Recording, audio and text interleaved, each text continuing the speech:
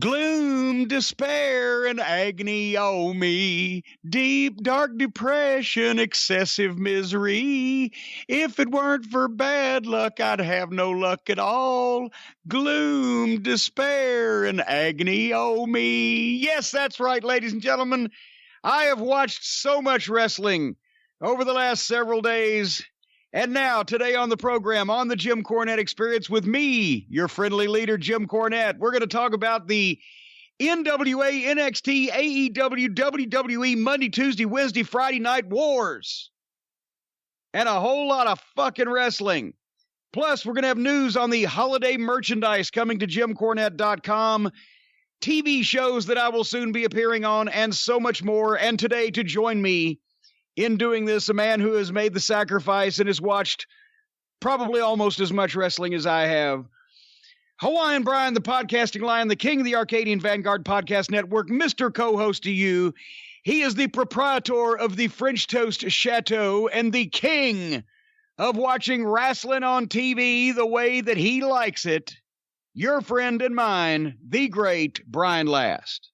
Aloha, Jim. A pleasure to be here once again, and you are correct. I've watched just as much as you, although I don't know what you're going to say yet, so I'm going to venture to guess I probably enjoy it a lot more than you. I've actually really enjoyed this little period of time so far with just so much wrestling, so much new wrestling, so much wrestling with different looks being out there all at once. It is a bit of an exciting time, and I'm getting a little swept up in it, I have to say. You're just sounding all aflutter. You're getting the vapors. And you have not watched as much as I have, because I have actually called some live and in person and watched it, and then watched more on tape. So I'm still ahead of you. I'll always be ahead of you, pal. And you're still blowing up from running around that chair or whatever you were doing on TV. Yeah. And as Storm comes over there, and I'm trying to interview him, the people can't see. On NWA Power, by the way, which we'll talk about in a second, but is surpassed. Has submerged past 250,000 views on YouTube alone. Tuesday night, 6:05 to what are we right now? A little after Thursday afternoon. So not even 2 days. It's taking the world by storm. James Storm, Tim Storm, all the storms there. We should have had Lance come in. But anyway, at one point I'm interviewing James Storm behind the announce desk, and when they have done whatever they've done, and I don't even remember which show this was on, but there was some consternation going on over there. And I have my headset microphone cord somehow got tangled around my ankle, and I got turned around. So it's looped around my ankle, and I have my foot on the other side of the handheld stick microphone cord that I'm trying to do the interview with, that has just come up on the sperm of the moment. And was not even supposed to be there, because it's studio wrestling, and they're surprising even us, ladies and gentlemen.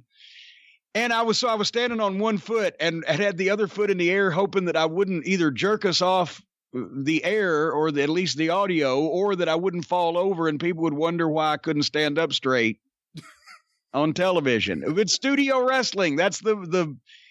How many times did you see Lance say, "Well, if I could just get the dadgum cord. Davey, can you hand me that cord over there?" You need an Eddie Marlin. You need an old veteran who looks like an old veteran to run out there and kind of break things up. But, you're like, how's he breaking things up? He's an old man. Well, if you had like a Bullet Bob Armstrong, you didn't have to wonder how he was breaking things up. His arms were still bigger than anybody else on the roster. It just needs to be the right old man. That's right. That's right. I don't plan on, I might instigate a few things. I don't plan on physically breaking anything up. But, well, let's talk about it since we're on the subject. The response on Twitter and the response on YouTube, the response I had on Twitter and all over Twitter, NWA Power was trending with 3 R's because of the logo thing. Hey. They can't all be the fucking Coke logo. I mean, it's a work. It's a product. But I understand it in the logo, but not when you actually type out the name of the show. I think it looks stupid. I have to say. It does bother me with my OCD that I've misspelled something. Oh my God, it gives me anxiety. But still, it trended #1 worldwide, which they say is a good thing. And There was some all elite show that was number 3. I don't know, but oh, you didn't watch that? You didn't watch AEW Dark? I was in the dark about it. See, I watched that. I watched an additional AEW show. Well, then you have to fill me in on what I've missed, because I'm sure there was something. But anyway, it trended, the NWA show, and I realize now after the past week of watching that and a bunch of other shows, it's the only thing anybody's seen in wrestling that's actually different. Because it's so old, it's new again. It's something that people remember or have seen clips of, but have not experienced in their lifetimes. A lot of you young pups out there. And you can actually tell it's different. And it's grown adult men in most cases, some women, grown adults there too, yelling at each other and getting arguments with each other and rolling in the ring and having fights and matches to settle it. And shit happens on the fly, and it's not controlled and choreographed and scripted and homogenized and sanitized and has the wrapper around it like the fucking toilet seat at the Super 8 motel so that you'll know that you can sit on it because it's recently been cleaned. You remember those wrappers? Are you old enough? Do they still do that anywhere? I don't know. They would put like a sash, like a beauty contest sash, around the toilet seat at a cheap motel back in the day to let you, and it said sanitized for your protection. I've never seen that. No. Well, I know they don't usually do that at the Ritz-Carlton. I hate to break it to you. Motherfucker. Hey, at the Alamo Plaza at Street. No, they didn't do it. They didn't do it at the Alamo Plaza either because they'd never sanitized those fucking toilets. But anyway, I digress. The point is there's been so much spontaneity and emotion and passion wrung and wrestling wrung out of wrestling for the sake of the choreographed performance and the stage managed exhibition and the display of special effects, that it was nice to see wrestlers, some very talented and some trying to make a name for themselves, squash matches, interviews, shit that wasn't planned, shit that went south and the crowd had fun with it. We had all of that over the course of the tapings. But it's different because it's the most wrestling-like wrestling show that has been presented in quite some time, and I think that's why people responded to it. Plus, it's not a goddamn endurance contest to watch. That's the other thing. That's the big thing, the 1 hour thing. You know, it's always been said 1 hour or 90 minutes. Those are the two perfect times for wrestling, but 1 hour really does help. It really helps. Helps you want more. Well, it helps that one match doesn't go through 3 commercial breaks and take 20 fucking minutes. I mean, I'll get started on this in the review, but I love to do long matches in Smoky Mountain or in OVW or whatever when you built to one. But otherwise, just having matches for the sake of them go fucking forever. But anyway, back to NWA Power. It was nice, by the way, of my old friend, that kid that I gave a break to many years ago, Dwayne Johnson. He worked as The Rock. The Rock actually watched NWA Power. Did you read about this, hear about this? I think I saw the tweet because you did everything you could to bring attention to it. Look, it's... Well, now, wait a minute. Hey, I know The Rock. Attention. No, I did not. No. I did see it. Yes. Well, no, and it was funny because somebody had asked me on Twitter as I was retweeting many of the praises of the show and how brilliant I was. Somebody said, well, the ring looks small. And it was in the studio. Maybe I said, well, no, it was a standard 18 by 18 foot NWA ring. I explained that the NWA rings and the Southern Territory rings were almost always 18 by 18 feet, a small studio or a small spot show, 16 by 16, but 18 by 18. And that became standard for WCW. Whereas the WWF always had the 20 by 20s because the old boxing rings in the big Northeastern arenas, and it was big anyway. So I said I did that, which got a bunch of retweets because it's people don't understand these or have never been told these things. But of all tweets, that's the one that The Rock responds to. He replies to me, "Hey, Jim, crew, boys, like I put this fucking thing on." And I appreciate the sentiment because he recognized my face, but if it wasn't for Billy Corgan and Dave Lagana and what they've done, we wouldn't have been there. So I didn't want to take credit for the whole thing. But he said, I love the studio environment. He started on Memphis TV. He said, I've got a special place in my heart for the territories. He's talked about, he loves the wrestling business, the old-fashioned wrestling business. It wasn't always good to him when he was a kid because he's talked about being broke before when his dad was in Tennessee in the 80s.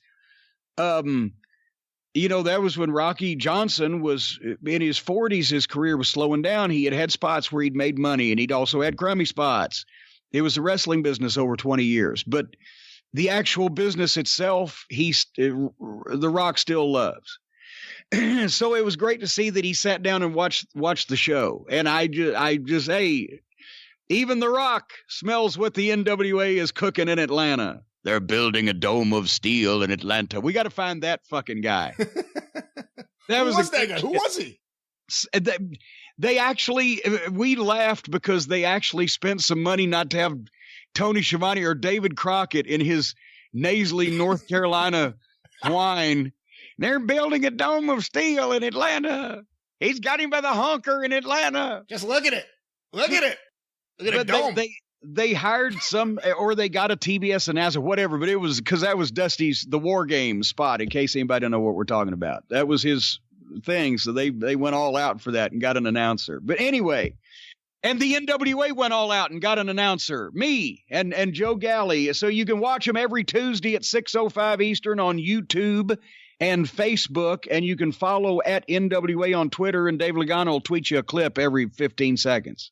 What are you going to say? Can I give you one critique that hopefully can be improved? I didn't get to watch the whole thing because, that's what happens when you drop a show around sundown on Yom Kippur. But I got to see parts of it. The camera gets too tight at times, whether it's around the promo area or around the ring. I don't know if that's just a hazard of trying to do studio wrestling with different specs than you would, back in the old days. No, it's a hazard of doing studio wrestling with studio cameramen who know how to operate those $100,000 fucking studio cameras, but have never shot wrestling before.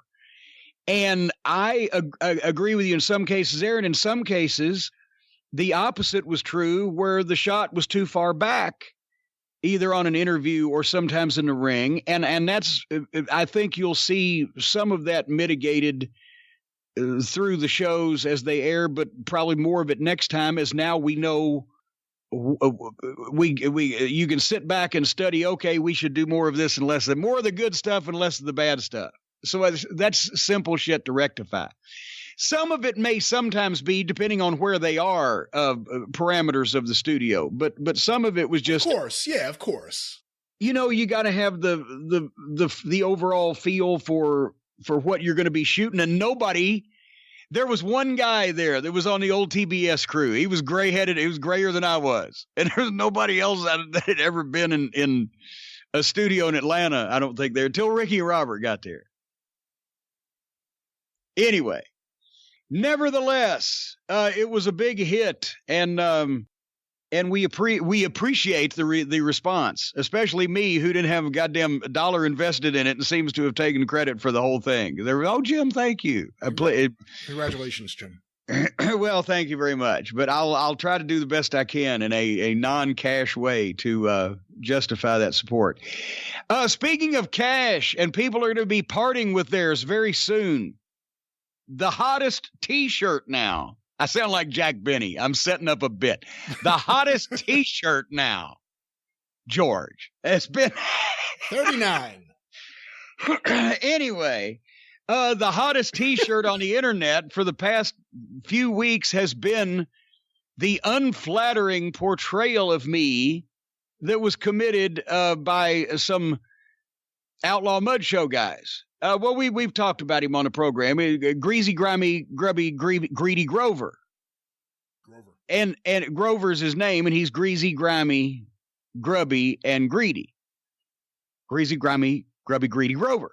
So anyway, they put out a shirt is what they did on this outlaw indie website with an unflattering picture of me, my face on there, Very threatening. Very dark, and with my eyes and mouth taped and sewn shut, and juice, bleeding skewers if stuck in my forehead, and underneath it was my full name, which is, of course, my legal birth name, preceded by an epithet, a very vulgar epithet that I don't even know if we can use on this program. Well, should we use it for the sake of the story? It's like when they report something on CNN and it involves the president's potty mouth. Listen, we care about historical accuracy. I think you have historical accuracy. It said "fuck Jim Cornette" is what it said.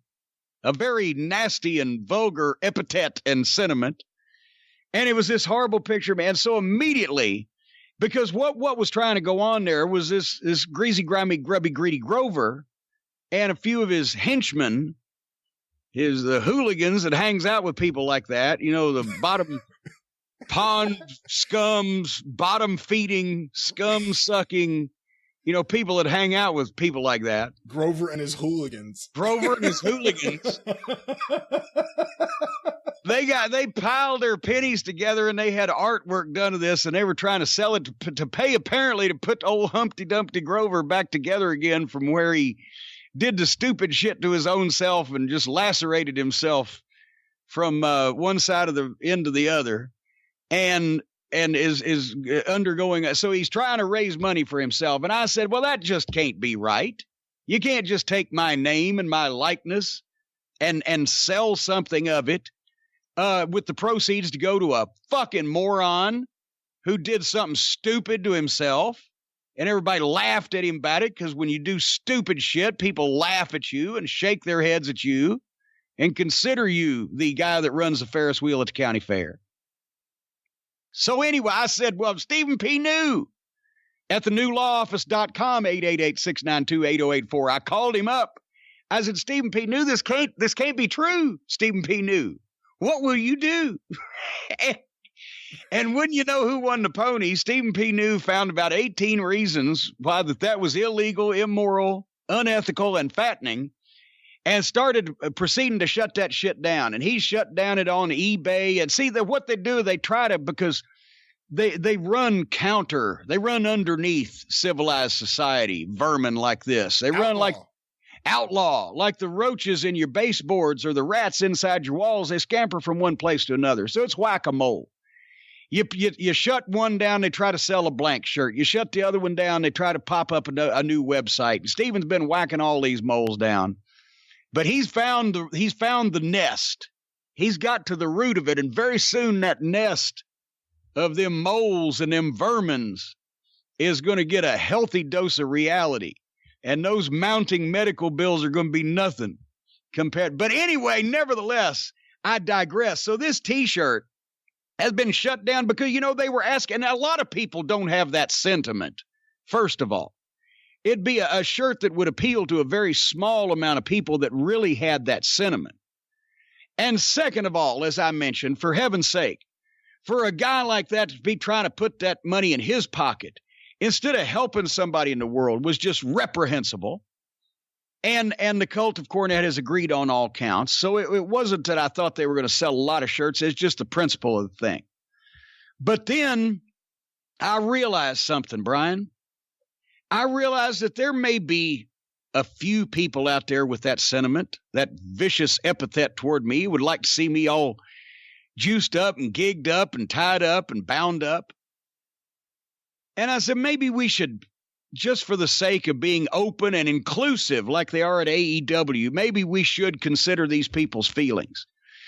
So once now we're in the process of getting old greasy, grimy, grubby, greedy Grover shut down, there'd be no way at all for people to get these T-shirts. And even if you did try to get it, you'd have to deal with these dark webs, these dark websites, these underground, dark, mysterious sites where you give them your information, try to pay for something, you find out it's a front for a Bolivian organ harvesting operation, and the guy that's filling the order for your T-shirt has just had his hands elbow deep in somebody's kidneys.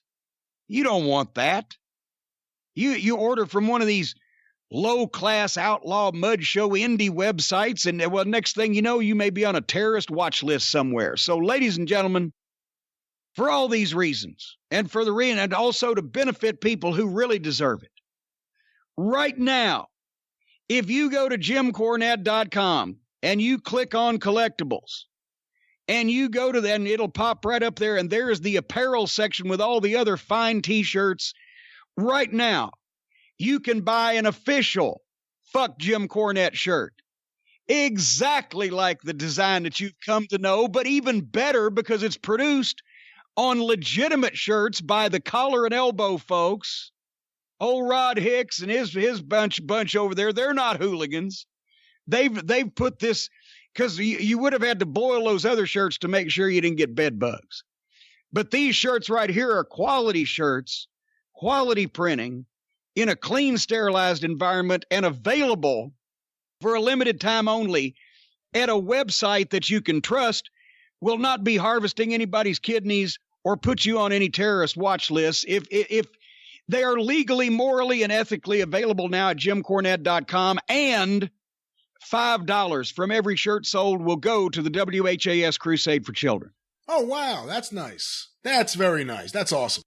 Because I figure for the few of you out there who really feel that way, but for the many of you who want another one of these collector's items, because these are, I don't really think they'll sell, Brian. I just want to do something for the kids. I don't think people want to see me mutilated like that. They got to sell. Come on, guys. Help the kids. Fuck Jim Cornette. Well, but here's the thing. If you want a collector's item, you want something there's not going to be a lot of, well, then you better get them in a hurry, because we ordered a few hundred just to assuage the demand. But after these, I'm going to evaluate whether we're going to do it again, only if there's demand.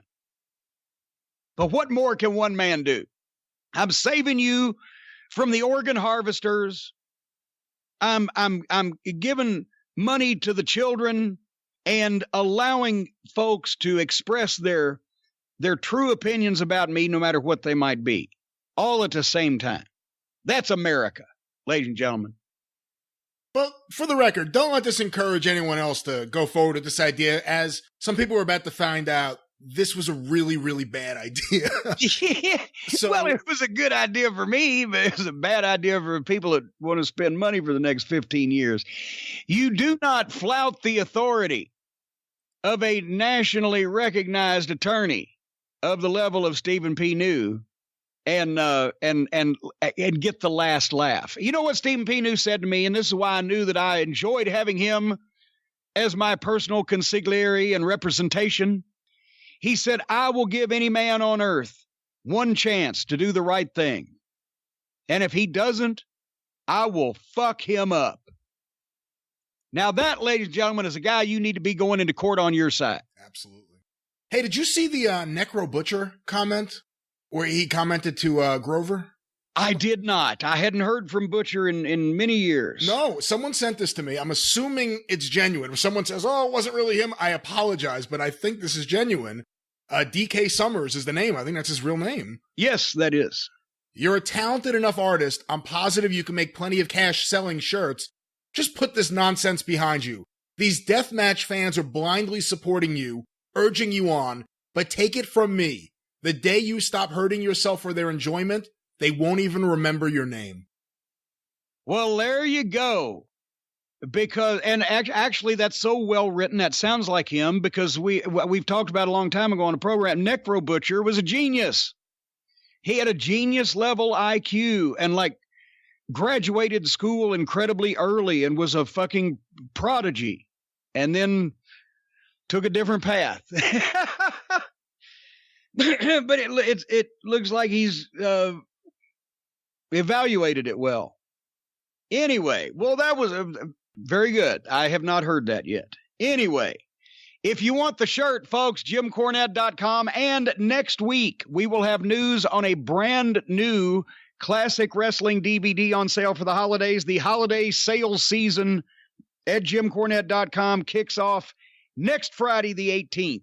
And I will be busy again. But as I say every year, I don't want to be coming down your people's chimneys on Christmas Eve. So as we've proven here recently, I'm only one man. As Nick Goulas would say, get your tickets early. We're expecting an all-time record-breaking crowd. Jim Cornette says, get your orders in early so I can get them back out to you quick as possible. I'm a busy man trying to stay irrelevant. The Dark Side of the Ring on Vice Television, Viceland, and all those good things will be here at the castle for the next 2 days. Well, today they're hearing this on what, Friday, October 11th? Correct.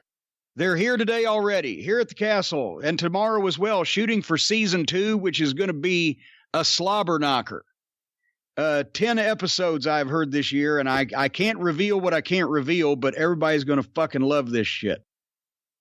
I've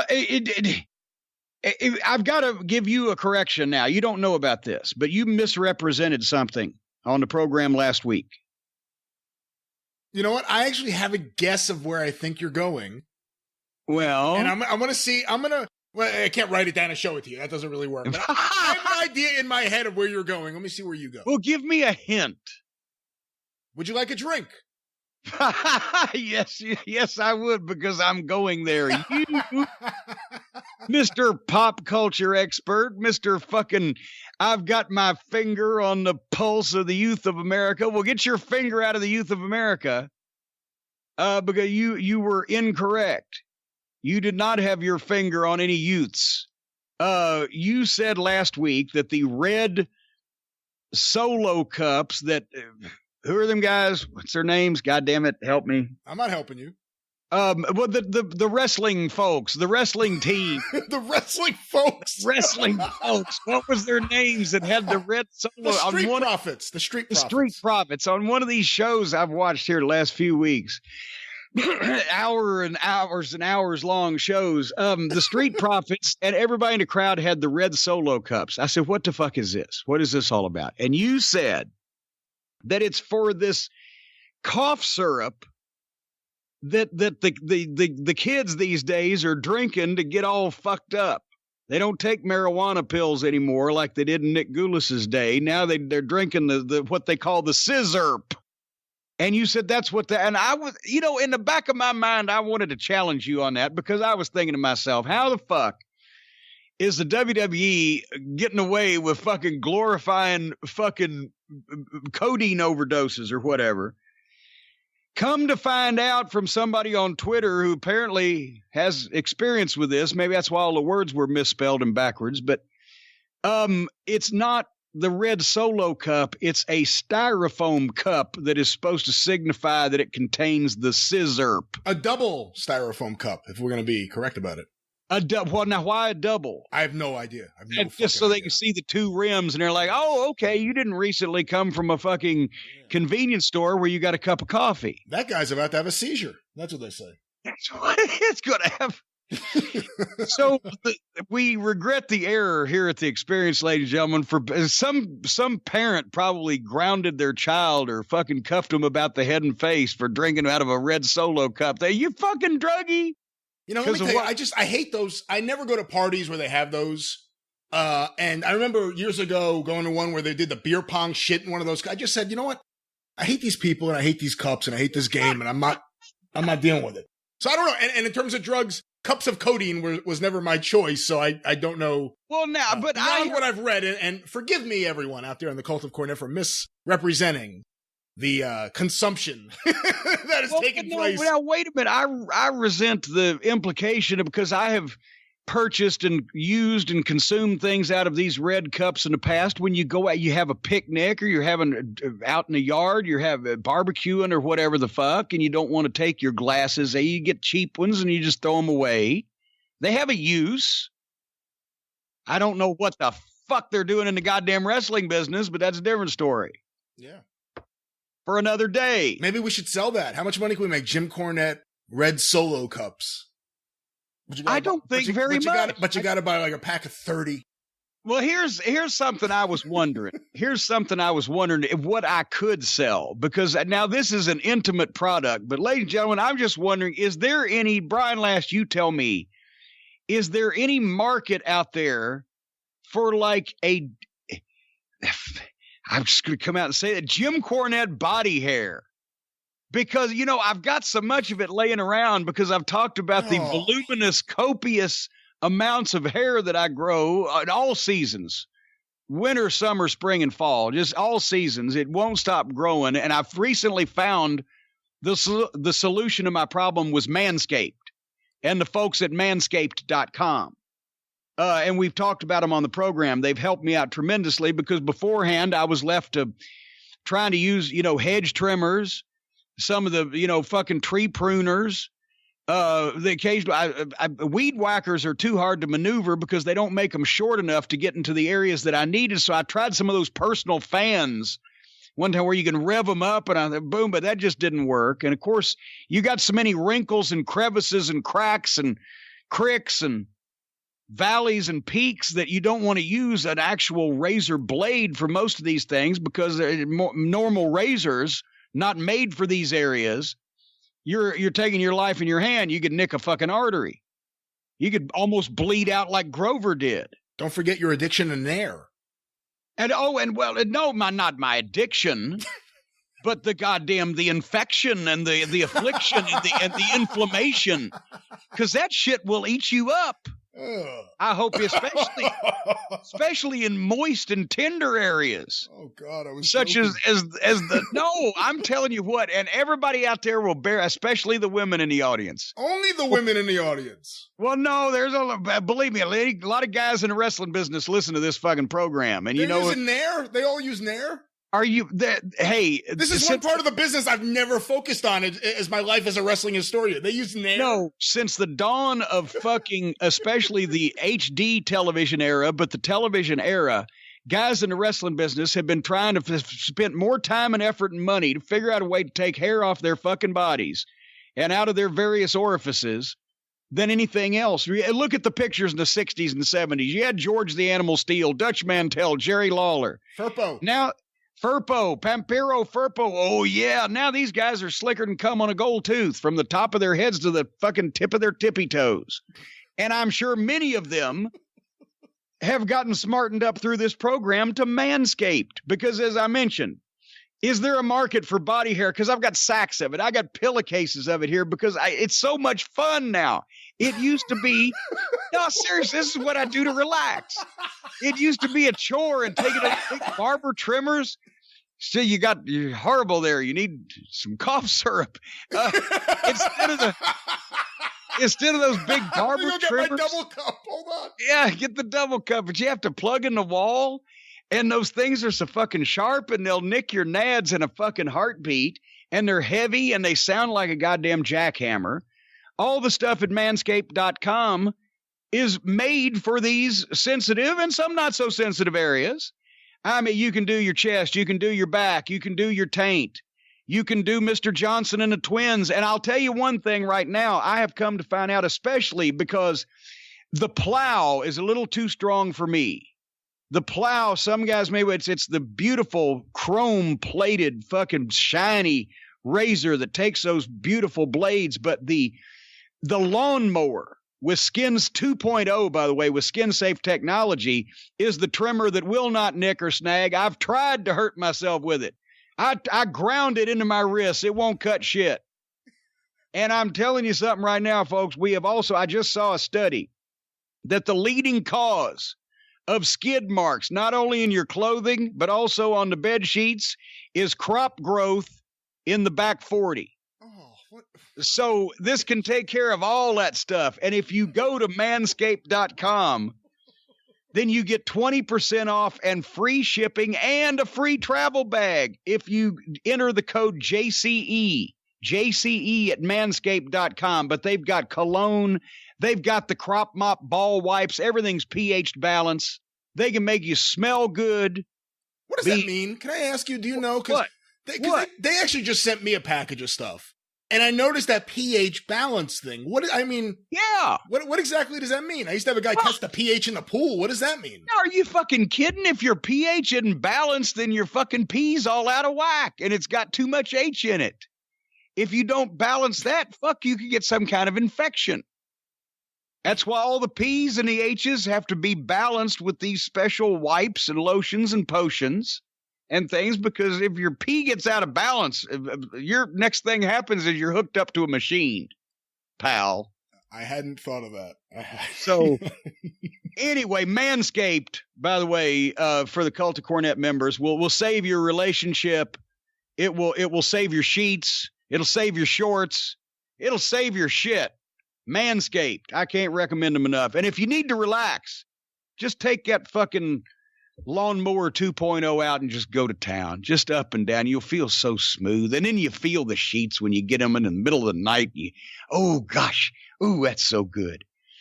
Anyway, not like you're wearing a goddamn alpaca sweater in the middle of the night. That's terrible. Could be a nice Christmas gift for other people in the wrestling business. Well, yes, because we're always trying to get rid of hair, one place or another. And speaking of getting rid of people, have you seen the Tricky Dick miniseries on CNN? I have a DVR. I haven't watched it yet. It's fantastic. And all the footage is from the audio interviews, everything with just new on-screen titles, not even narration. All the footage is shot from when Richard Nixon was alive. And they put the whole story together. And as they're starting to hear about this strange burglary and this, hotel complex, all the other shit that he's been doing, the people are still going, no, I support him. And then they start finding out more. I'm still with him. And then they find out everything. And then they have the tapes where he's like, oh, these fucking Jews and they're fucking blacks. They can't run anything. And these fucking these. And then he actually says the fucking suckers, talking about the people that are going to still support him. These people are suckers. They'll buy anything. I don't like that Dick Cavett. He's a Jew. Like, yeah. It's just weird vendetta shit. And it's crazy. Well, as we always say, those who do not learn from history are doomed to repeat its mistakes. And actually, with Nixon, it could be excused because he had been vice president. He had been a major political figure for 20 years at that point. He had held office. They hadn't caught him on anything as of yet.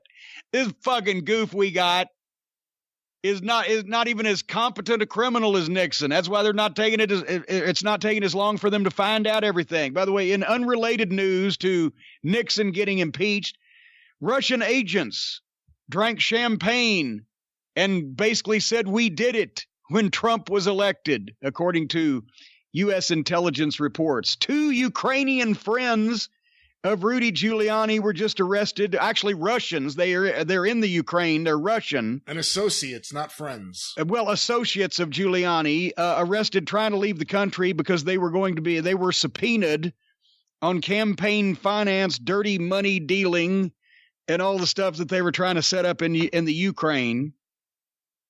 And they got them at the airport. They got them in the country. Yeah, they were like, oh, let us just get on the plane. The plane, boss, the plane. Fucking hell. And there's still people like, oh, no, it's a witch hunt.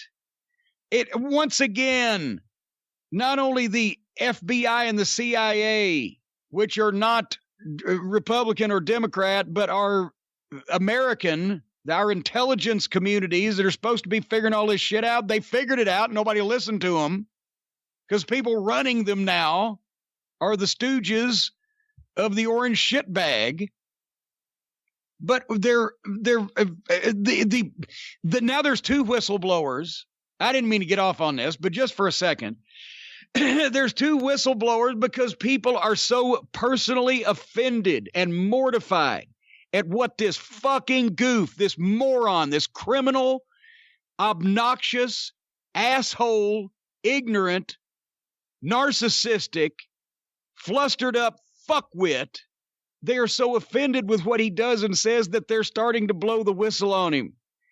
They didn't blow the whistle on the first ever black president. If anybody was going to fucking blow a whistle for any partisan reasons.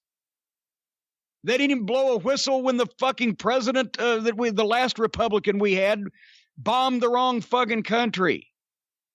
But this is just such blatant bullshit that they're blowing whistles. And still, nothing more to see here from the Republicans. You gutless, dickless bags of shit. So history is repeating itself. The thing that's finally getting them to say something is, and what a disgrace this is, the situation now with Turkey and Syria, with the U.S. pulling out, leaving the Kurds to get slaughtered, leaving our allies. Oh, yeah. A U.S. ally to get slaughtered. And Trump said, well, it's easy to make allies, and they weren't with us at Normandy.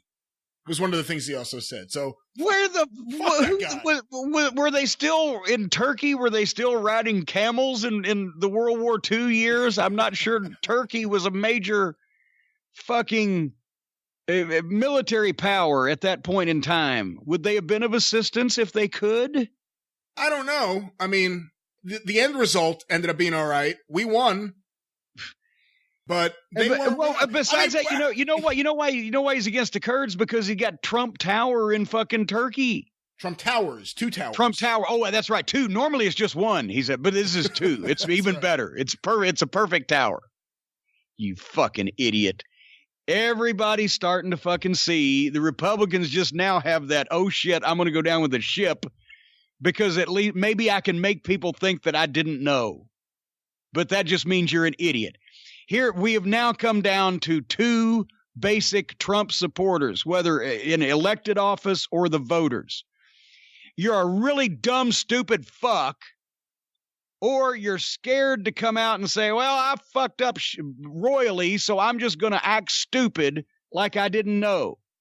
And then, if you do that, that means that everybody will still realize that if you were that stupid that you didn't know, you're a dumb, stupid fuck. I can't get it out of my mind or my ears, Brian, especially my ears. I've got it ringing in my ears, that horrible voice of his all day long. What could take the voice of Donald Trump out of my ears? Well, how about some brand new, beautiful earbuds from Raycon, Jim? That's just what I was goddamn thinking. It's almost like you read my mind. I know. Even though we didn't set that up in any way beforehand. Not at all. Or edit out the part where you didn't get it the first time. So anyway, but I'm telling you from Raycon. No, we talked about this on the program a few weeks ago also. Everybody knows I don't know. I still listen to AM radio. But you loved the Raycon earbuds, and so did Stacy. She was actually could not hear a thing that I said for a week after I first gave them to her. And she said it was the most pleasurable week she's ever had.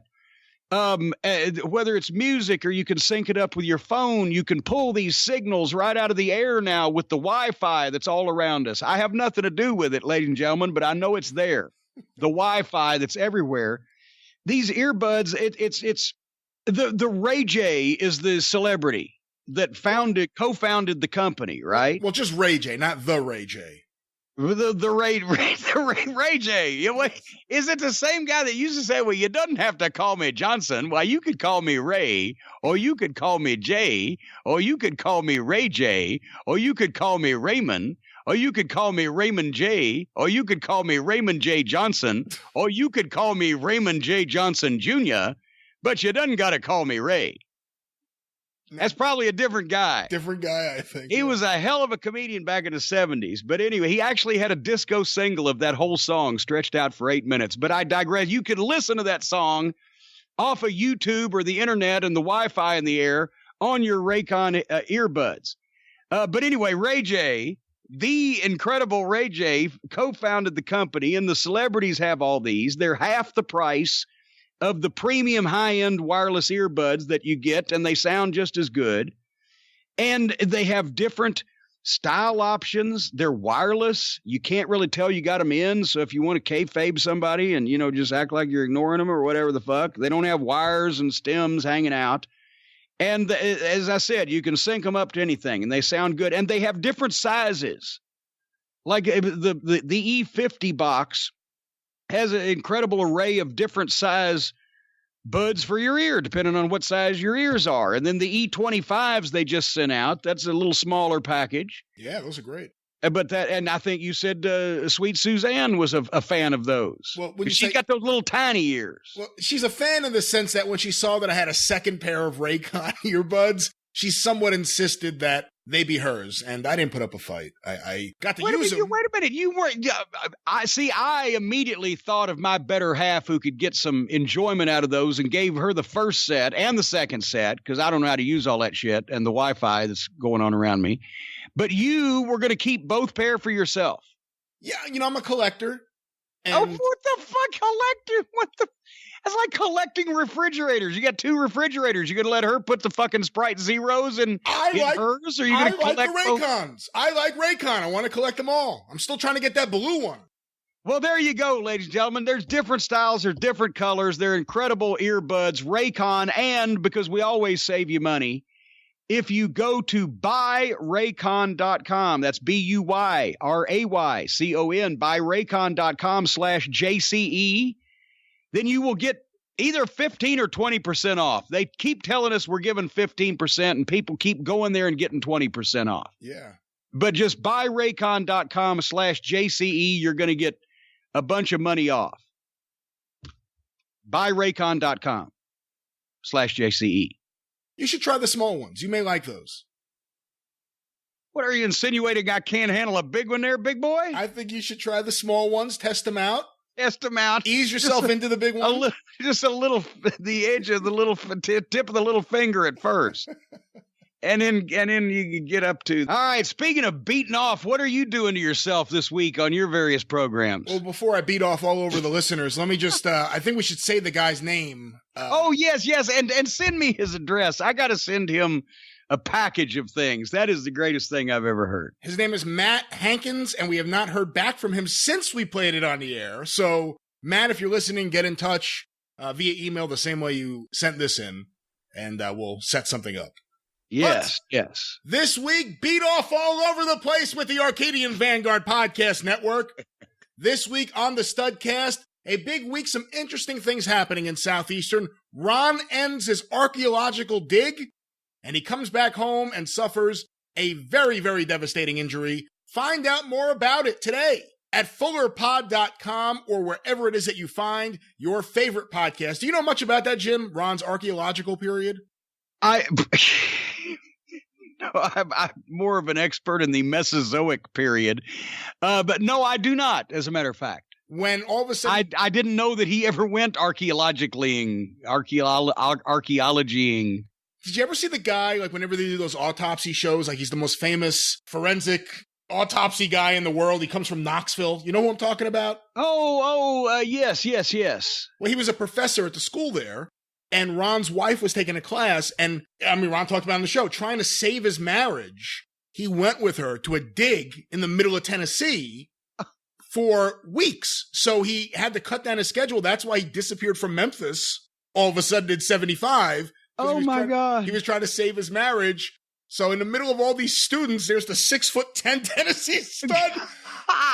And as he points out, you don't really dig as much as you brush. So find out more about it. Yes, I see a lot of brushing on the shows, not a lot of digging. That's right. Once again, Ron Fuller Studcast. Also want to make mention, the Mid-South Wrestling Television Review with myself and Mike Mills. We are in 1983, and the 90 days are up. The Junkyard Dog has returned. Stagger Lee has mysteriously vanished. What's going to happen to the North American title? How much weight did the JYD gain since he put on that bodysuit? Find out today at midsouthpod.com or available wherever it is that you find your favorite podcast. Jim, that was the point where Dog bulked up a bit, wasn't it? You know what? We just got to that period, and that's what we determined, because he was pretty cut through the summer of 82 into the fall, loses the match, puts on the bodysuit, takes off the bodysuit. That's the first time you notice he's gained weight. So the second there you go. The second time it happened in 84, it was a much bigger weight gain. I hate to say, but hear more about it today. That coincides with times that Dog got on more than food, though. That's right. Once again, midsouthpod.com or wherever it is that you find your favorite podcast. Last week, Jim, I said I was going to announce a brand new show coming to the Arcadian Vanguard Podcast Network. Stay tuned for more information, but coming soon, the Mid-Atlantic Championship Podcast. Uh-oh. Stay tuned for more information. I think everyone's going to really dig this show. We'll have more information next week. And of course, the 605 Superpodcast, the Mothership. Fuck you.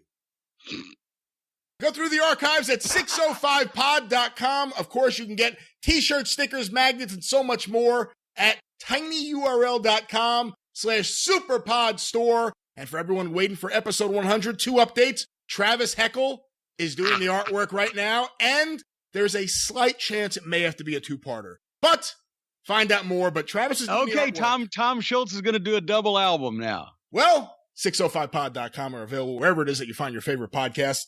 The Mothership. Speaking of double albums, good Lord, it's a long slog on Wednesdays now. They want you to only watch one instead of both. Each side wants that, and they're doing as much as they can to make you not want to watch anymore. No, there was good and bad again this week, so I figured we should go over it in order.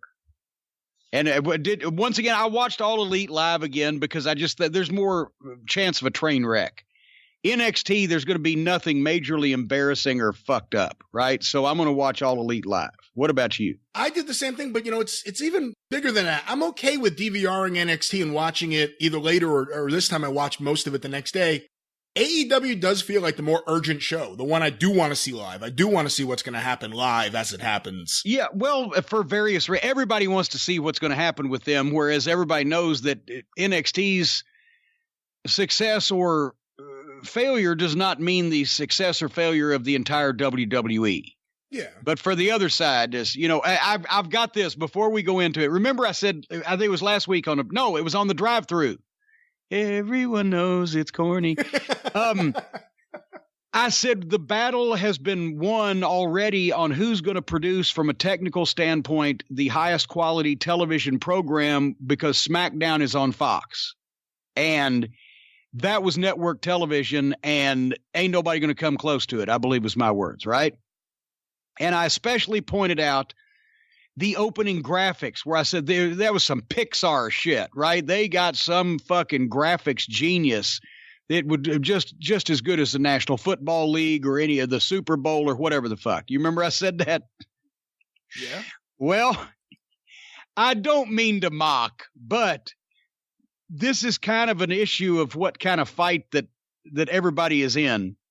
Fox on SmackDown had graphics that looked like they belonged on the Super Bowl, and I know a little bit about television. I also know a few people in the television industry who, one of them emailed me and said, guess what? And he sent me to prove it. He sent me a link. All Elite Wrestling on their show used a $19 editing template for their color burst effect when they were doing the fucking match billboards or whatever, and it's bursting into different colors. He sent me the link. You can go on one of the websites they have for editing, and download this for $19 and you can do this with it. It's the same fucking thing. There can be great wrestling programs from any company, but there's not going to be a duel at the end of this thing over who's going to do the best quality television production. Having said that, we will start with All Elite Wrestling, where the mighty Excalibur still has his mask and cannot pronounce Gaijin. Did you notice that? No, what did he say? He was obviously reading notes, because he said somebody, go back, and anybody that wants to know this badly, if you think I'm lying, then if I'm lying, I'm flying and my feet ain't left the ground. Go back and watch the show again. He said Gaijin. He didn't say Gaijin. Gaijin is the Japanese term for one of us stupid fucking Americans. The Gaijins. But he said Gaijin or whatever. He's reading off notes. I had written here, because I watched this show first, that it was a nice high energy open with the announcers all up and they billboarded the matches. But then afterwards I watched NXT's, and theirs was shorter and more effective, really. It had even more energy to it. They just didn't go as deep on the matches. But nevertheless, they started right off. But do you think it's important, though, to have them on screen more? I mean, if you're trying to get a new audience and you want to show the Jim Ross and Tony Schiavone there. Oh, yeah. No, I'm not saying they should. No, I always scream for announcer on cameras at the start so you can put a face to the voice. But whereas the announcers on All Elite spent about a minute and a half going 4 or 5 matches deep on what they were going to see, the NXT show that Morrow was on did his little open. Then, boom, you go to them. They billboard a couple matches and they're out. It was higher energy. The announcers had energy on All Elite, but it was a faster pace on NXT, which I think is what they're going for. Well, Morrow's on a different level when it comes to that kind of energy. It's hard to compare anyone fairly to that. Well, and that's what we said last week, is that I would have never thought, but NXT is winning the announcer battle because for their product And the energy level of today, Morrow is fantastic, plus Nigel is incredible, and Beth is hanging in there. Even though I could tell she was trying to shoehorn in some notes instead of being a little conversational in a couple of spots, there's not a crowded field of accomplished female commentators, and she's one of them. Once again, Excalibur notes off for not only at this point the mask, but also stagey, Mark-like sounding. He sounds like a smart Mark talking, doing commentary on a VHS in a friend's house. I'll tell you, one thing I got to say. You've heard those, right? I have heard those, but I haven't been as critical of his performance as you. I think the mask is stupid. And for everyone who got, so many people, Jim, when I did last week's Mid-South show, because the clip I used was Boyd Pierce sitting next to Mr. Wrestling 2 on commentary, like, look, it's a masked guy on commentary, completely missing the fucking point. Yeah. But anyway, if you don't what the point is, folks, is the masked guy was one of the biggest stars on the roster and either challenging for or holding the title at the time. That's why he was on TV with a mask. But if you don't like him there, that AEW Dark thing with just him and Jim Ross, I found that excruciating. That's the one note I'll tell you about that. Just the commentary, I really didn't like. It just... Well, and I said he's got potential. He has no real television experience at any level besides local, if that, right? And so he's going to get better in that respect. He knows all the shit. He just needs to work on his delivery. But to mask is doom because he wasn't anybody. I don't care whether all the high school friends of the Young Bucks think it was great that he wore a mask in one promotion in Southern California or whatever the fuck. Plus, it's an ugly mask. That they haven't even said. Plus, it's an ugly mask. We have just on face value been introduced to the color guy Excalibur, who nobody has ever fucking heard of before, and it's not even explained that he was a wrestler or that he would have any knowledge of same. Because they can't. What are they going to say? Well, if they say he's a wrestler, a former wrestler, then people are going to say, where? Well, PWG. What's that? Because we all live in the real world. Can I ask you a serious question? Network television. Go ahead. Let me ask you a serious question. I don't think I've ever seen him wrestle. I don't know how long he's been retired, but I don't recall ever seeing him. Have you ever seen him wrestle? I don't think so. Like, was he considered really good for that PWG? Like, was he one of the top guys in terms of work rate? I don't. He may have been one. He may have been one. He may have been one of the guys that started the fucking company. I don't fucking know. Who knows? Let's somebody get with us on that. If they won't tell us who the fuck he is, and some of you guys do the homework. Yeah. So they do a good package with the Young Bucks and Private Party. They're bucks. Their packages are good, and there's the sit downs, and they're sports like, and I have no problem with the presentation of those. I did note that the Bucks have incredibly slappable faces, just smirky, and that Private Party apparently could not say suey if the hogs had them, because this was a pre-taped package edited together, and I still got no fucking verbal charisma from either one of them. But they start with this fucking match. Should I go through the notes and what I thought was going to be really good before I got really disappointed with it right at the end? Yes, but can I ask you a question? Because I watched a match, and I'm going to guess I had very different thoughts than you about the match. But was the moment you talked about where, everything changed for you, was it after the 450 splash? Boom goes the Dynamite. Okay. And I'm going to tell everybody why. I don't know whether the Young Bucks are just really dumb or whether they're really smart and they did this on purpose. It could go either way. They could have done this by accident or they could have done it on purpose. I'll explain why. The match. Private Party has energy. The outfits are fucking terrible. At the first part of the match, they started wrestling. They broke into some video game shit. Then they slowed it down again. Then Mark Queen did 18 different dives in a row from one side of the ring to the other in a great 450 splash, which was fucking, incredible. But it just so much from one side to the other and back and forth. It just makes it so. In the first match of the show, everybody's going to fucking dive. We've established that. So he did it better than everybody's going to in the first match. Anyway. I wrote, this guy is special. If you put him in a developmental program like NXT or especially like an OVW and then brought him in with a cool gimmick instead of what's supposed to be a hip gimmick.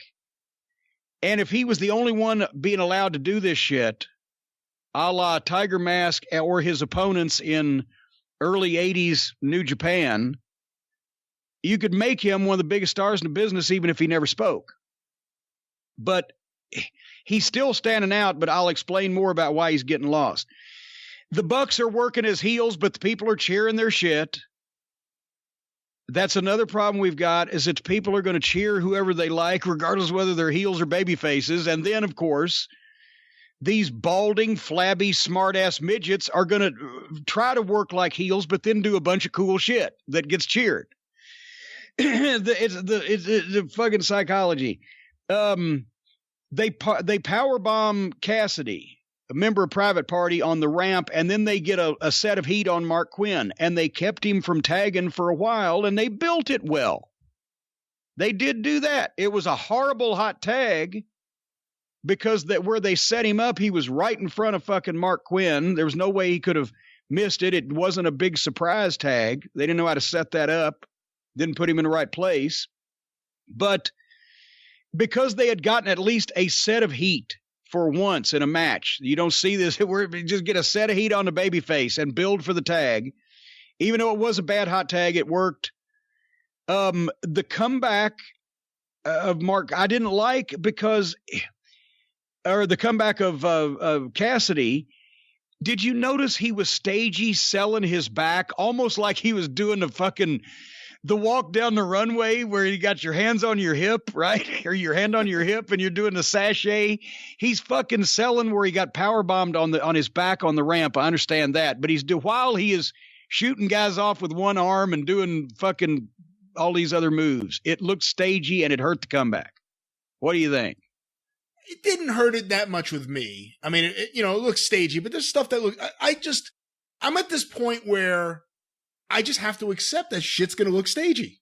Well, it's like I just have to accept it and try to get past it. But, I'd be shocked and really pleased if it didn't. But it's just, unfortunately, it's the coin of the realm. No. So anyway, here comes Bad back with a comeback. And then suddenly Matt Jackson, one of the heels allegedly in the match, then traps and double suplexes and Northern Lights and a fucking whatever the fuck, both Private Parties at the same time. So that's a real babyface move to double suplex your opponents. By the way, what amazing strength on that young man. Well, none of them weighs 200 fucking pounds. Fucking hell! That looked ridiculous to me. I suplexed Brandon Baxter in Memphis all the fucking time. He was 160 pounds. So then the Young Bucks did all their flips and all their flops and all their stuff, but they're trying to make Isaiah Cassidy tap with the thing. He won't tap. But then here, Private Party makes a blind tag to the guy's ass. One partner tagged the other partner's fucking ass when he was up over the Buck's shoulder. I've never seen a tag to an ass before. And the referee had to fucking allow that. And the announcers had to say, well, there was a blind tag. They didn't say to his ass. Tag up my ass. South Park. Thank you very much. So basically, here's what they did. Here's the bottom line of this whole thing. Some people are going to say, oh, how great it was for the Young Bucks to put over this young team and give them the win and help them become stars. And what they did was actually the reverse. They hindered them, whether they meant to or not. That's why I say it's 50-50 either way, whether they just did this because they were stupid or whether they did it on purpose. And you don't know where I'm going with this, but I invite you, Brian Last, along with all the other fans, go back and watch that match with this in mind.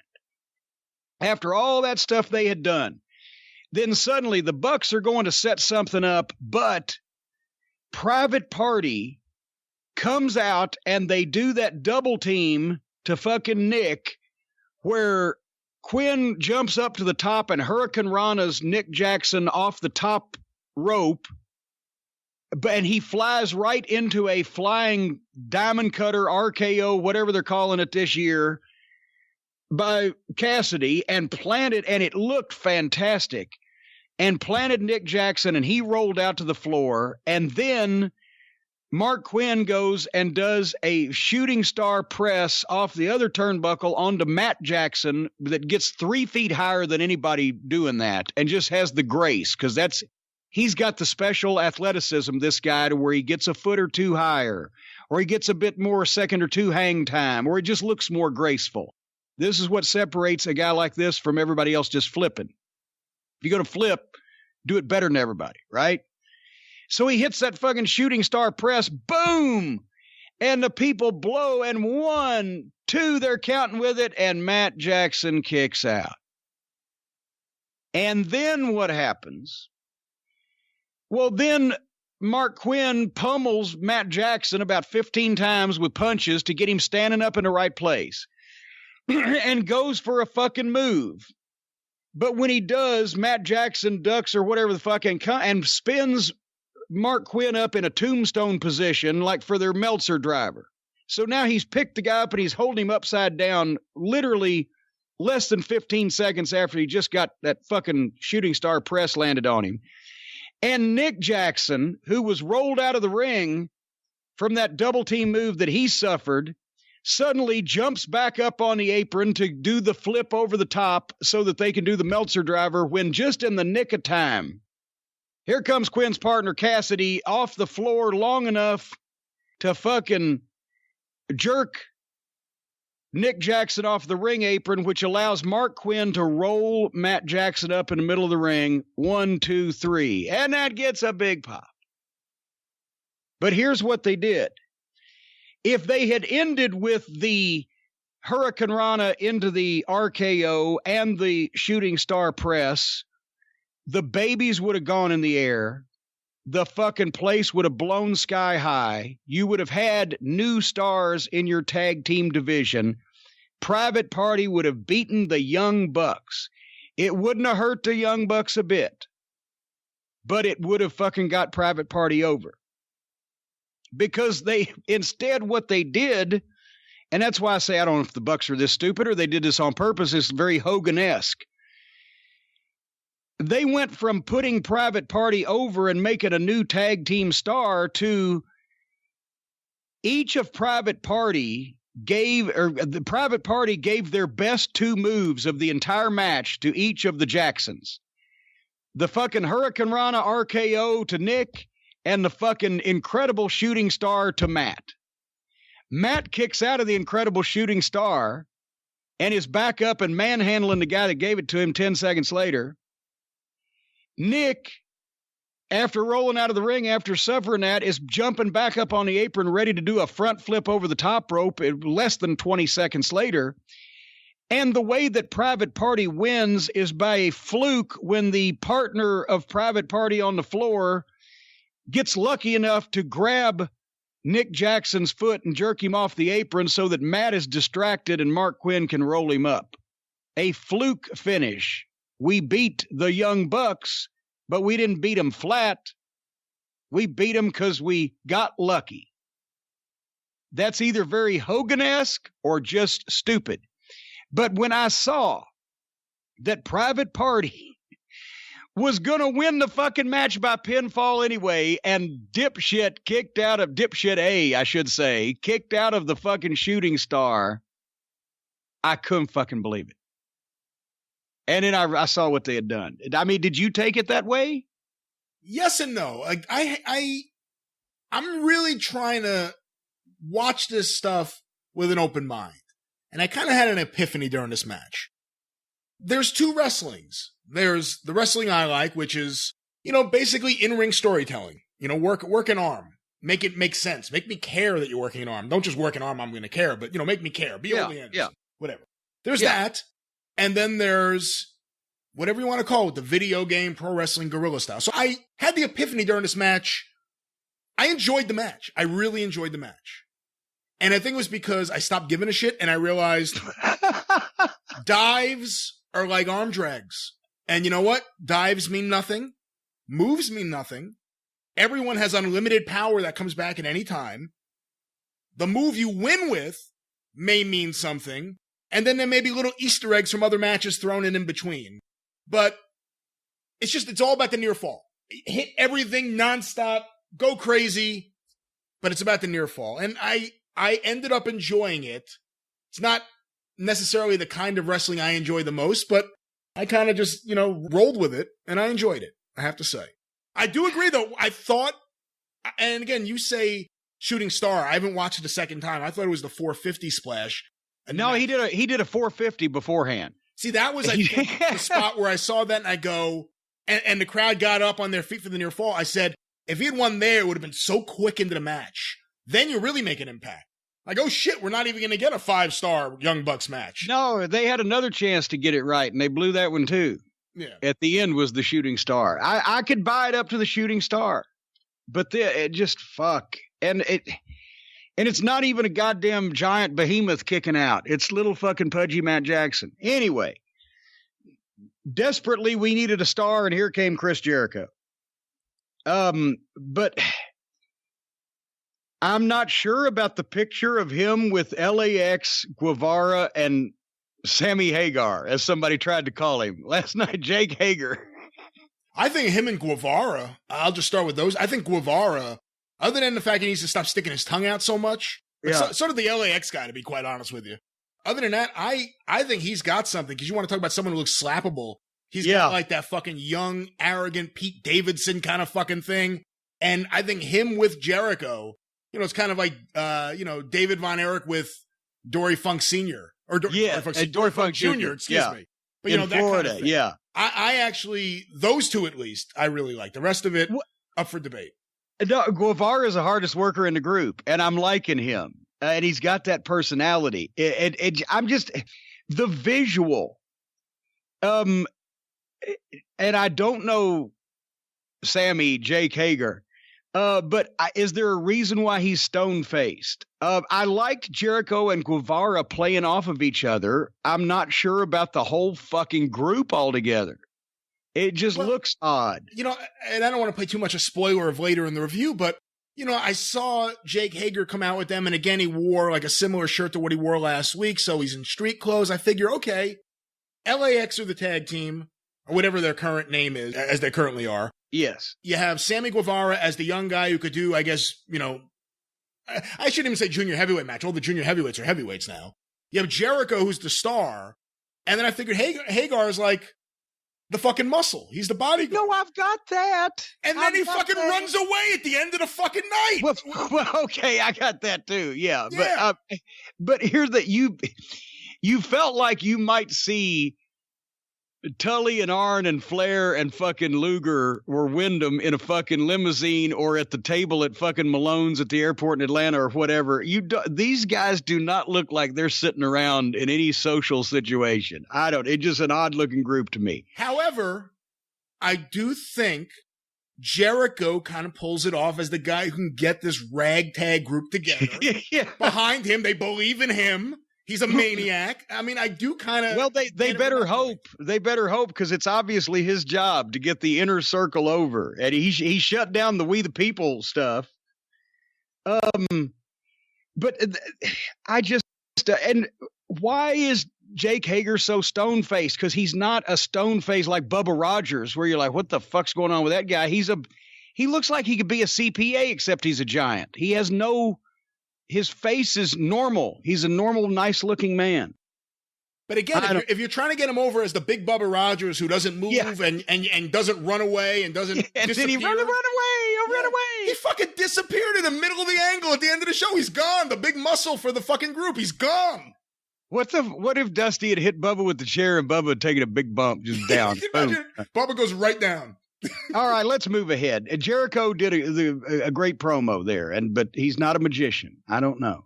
I like him and Guevarra together. Then you could tell he's keeping Guevarra over his shoulder. He's feeding him shit.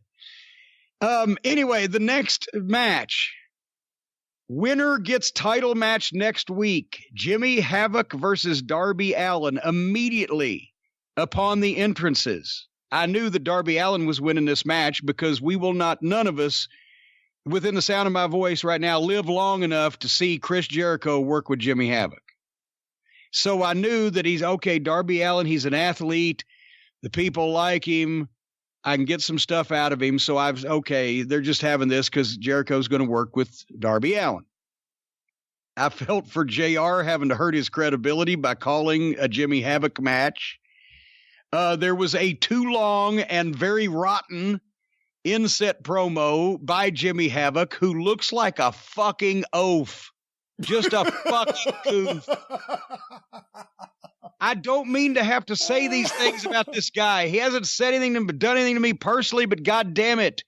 The fucking mangy, goofy haircut and the fucking AIDS physique and the goddamn fishy white tail and the fucking scars and the goddamn and the no credibility as a professional athlete whatsoever, and whether they use the staple gun or not. Fucking hell. And he's trying to talk tough when he stands there 5'7" and $150, depending on when his last blood transfusion was. An oaf. An oaf. So anyway, Darby Allin is athletic. He's graceful. He's small, but his shit's impressive. He can sell. He'll get over the gimmick is goofy, but the kids will like it, as they say. And this wasn't a bad match if you could view Jimmy Havoc as a professional athlete, which is just visually ridiculous. Gimmick is goofy, but he's committed to it. Well, he makes Andy Kaufman look like fucking Lex Luger. It's just ridiculous. And then suddenly Darby Allin won with a coffin drop that missed most of Jimmy Havoc and was probably one of the weakest looking Impact moves that anybody took all night, and that was the finish. That is an interesting move. He did that last time onto the apron, remember? Well, yeah, and that was stupid. This looked phony, that looked stupid. I'm sure that I would not be a person that would like Darby Allin personally, because he'd sit there and talk about all that, like getting sprayed in the face with mace on purpose and all that shit he did on his goof videos. But he's got some personal charisma. And a big, rough veteran could have gotten Darby Allin, the sympathetic underdog, over here. But the indie fucking style finger-biting bullshit with an anorexic heel, not so much. So how do you like the booking there, though? Like, Darby Allin he got close with Cody. He almost beat Cody. And then, obviously, this match, besides the fact it's Jimmy Havoc, it's another win, leading into a Jericho match. And then, of course, Jericho has the match coming up with Cody. How do you like the booking of Darby Allin into the match? Well, yeah, I understand what they're doing, and they're doing the right things in principle with a lot of that stuff. It's just, they're using the right proportions in the recipe, but the wrong ingredients. A fucking quarter cup of fucking flour is different than a quarter cup of goddamn chili peppers. You have to use the right fucking ingredients. And I don't understand a lot of their fucking chemistry on their ingredients. Well, guess what came next? What I'd been waiting to see, a girls tag team match. B. Priestley and the Japanese legend Emi Sakura against Dr. Britt Baker and Riho. And did you love when JR said, well, Excalibur, tell us why that Emi Sakura is a Japanese legend? And he was totally unprepared to do that and said something, well, she trained Riho. Well, there you go. Hey, Jim, did you know Dr. Britt Baker's a dentist? Yes, I'm aware of that. I know. They got to stop telling us it nonstop. I get that she's a dentist. Well, now, wait a minute. Now, we say they don't tell us enough, and now you're saying they tell us too much. DMD, I get that part. B. Priestley is hotter than a blowtorch in a microwave. I like her look and Britt Baker's. I don't understand the Asian schoolgirl fetish with a 98-pound champion pro wrestler being ridiculous, and the legendary Emi Sakura, Dump Matsumoto, Chigusa Nagayo, and Emi Sakura. One of these things not like the other. She looked like Margaret Cho. What the fuck? Oh. No, seriously. Of all the Japanese women's wrestling legends that they come up with a fucking discount Margaret Cho that nobody's ever heard of, because she's a legend for training all these other girls that nobody's ever heard of except Kenny Olivier, who has an Asian schoolgirl fetish. Well, some of the fans there probably have heard of her. I mean, that is the audience that would have heard of her. In the building, at least, I would think. People got a lot of time on their hands. Well, there's a lot of things people will go to a building to see that doesn't draw a network television audience. I'm just saying. That's true. The Japanese girls were in for quite a while with no tags in and out. And finally, B gets in, tackles Britt Baker, and they fight on the floor while they're fighting on the floor, just breaking out into a bunkhouse style match. The Japanese girls are still in the ring. Then they all went to the floor. Then Riho did a dive, and like the moonsault. Moonsault was incredible when the Great Muta was doing it on national TV, and nobody else had ever seen it or done it before in this country. And then suddenly, over the next few years, Vader did it. Now you got a 400-pound man can do it. Terry Funk did it. Now a 53-year-old man can do it. Then the girls start doing it. Now a girl can do it. Now a 98-pound fucking Japanese schoolgirl can do this stuff. So anyway, they buried referee Aubrey through the whole match with all that they were doing. Then Sakura got heat on Britt Baker way too long. Then suddenly there was a babyface comeback with no tag that I was able to determine. And then I wrote, Britt Baker beat Sakura. Thank fucking God, what a mess. Your thoughts? You know, we've talked a lot about women's wrestling lately here on the show, and of course on the drive-thru too, which we want to encourage everyone to check out. And if that song didn't do it earlier, nothing will. That's true.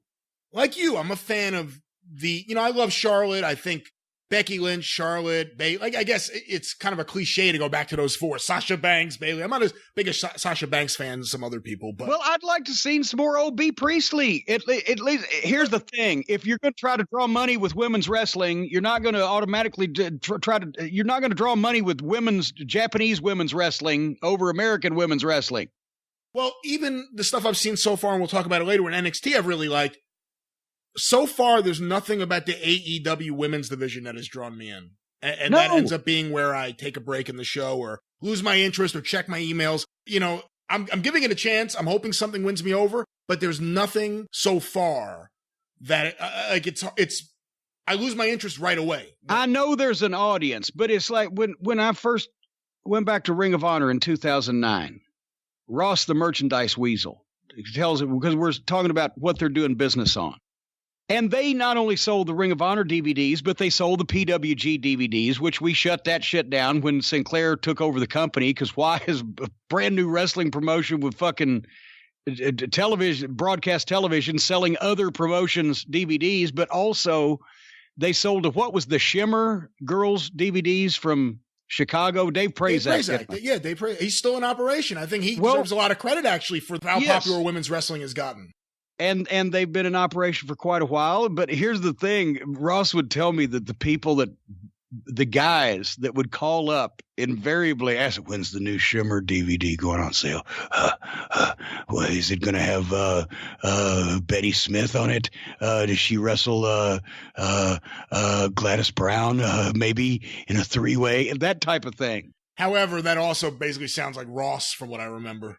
Well, they had a good conversation with each other. But the point is, yes, there's Asian schoolgirl things, but it's not going to be widespread on national television. Put your American girls that look like stars and can talk when they need to in your fucking spots, please.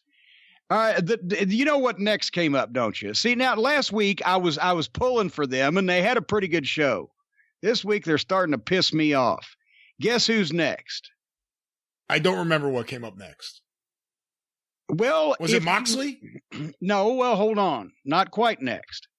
If you didn't know any better, if you were just a new viewer on TNT instead of one of the bubble people that actually has been following all these Nimrods, it looked like the start of a gay porn shoot where two guys in denim were walking through the park and met and hugged each other. But it was just the entrance video for the best friends. Beretta and the fucking idiot that says he's from Kentucky that had the invisible hand grenade and it has that hatchet face and a horrible haircut and no expression and a rotten body. Chuck Taylor, that's his name. He not even the one that used to do the tennis shoes.